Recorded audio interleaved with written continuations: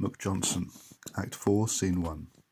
His grip on power fading, MacJohnson seeks out the witches once more. Thrice the country split in tears by MacJohnson's saucy doubts and fears. So to the weird sisters he nears, and through the fog these words he hears. Bubbles, bubbles, should ease our troubles, but every week the infection rate doubles. Round about the cabinet go, decision-making bemusing and slow, vacillate, vacillate to and fro, then the seeds of confusion will surely sow.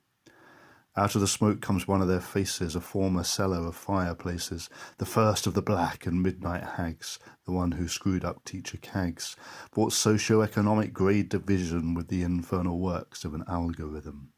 MacJohnson to Williamson lifted his head, and these are the words the first witch said. Beware, Keir Starmer, to him the crown you'll lose. He seems much calmer than you at PMQs. MacJohnson's fears had been harked aright there in the black and pitiless night.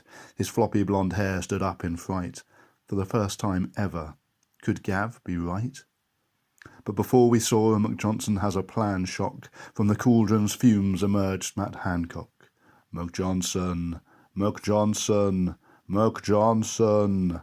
Know that a bluffer schooled in Eton will never readily be so beaten, till the utter failure of test and trace wipes the smug smile from off this face.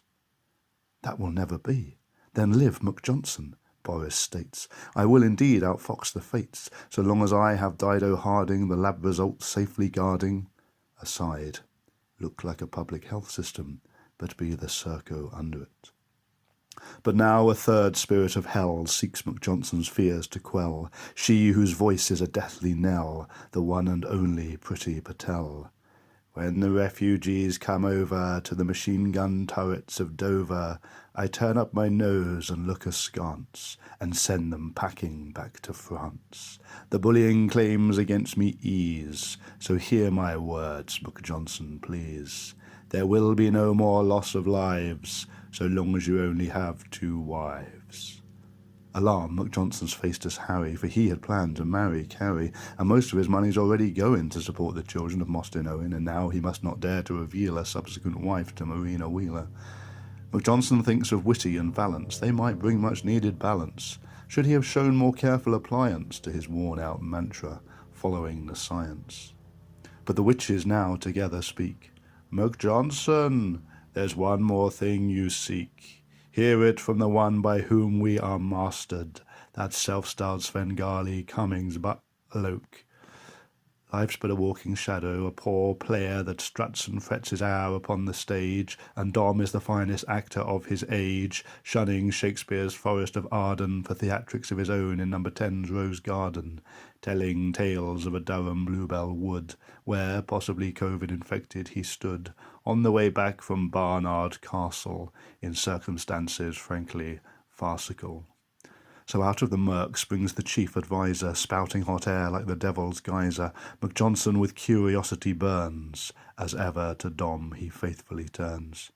Tell me, master of the dark arts, who thinks civil servants are just old farts, I have this terrible sense of dejection that I might not lead us to the next election, that the party might make some other selection, like that chap that runs the economy section. MacJohnson, this you so far know, his great successes like furlough place Sunak in a strong position, and he does not lack ambition, seems a man of clearest vision, even able to make a decision. Things that will always set him apart from your gory blonde locks and pale white heart. What to make of words like these? MacJohnson finally falls to his knees. Is this the end he sees before him? Nothing more than a world of sorrow, tomorrow, tomorrow, and tomorrow? And there upon the blasted heath there is almost something akin to relief, in the knowledge his candle of power will be brief, and into the filthy cauldron's gloom he speaks of his own political doom. I've always felt there was something fishy about our nearest neighbour Rishi. Fair is foul, but it's quite unfair to lose to a man who combs his hair.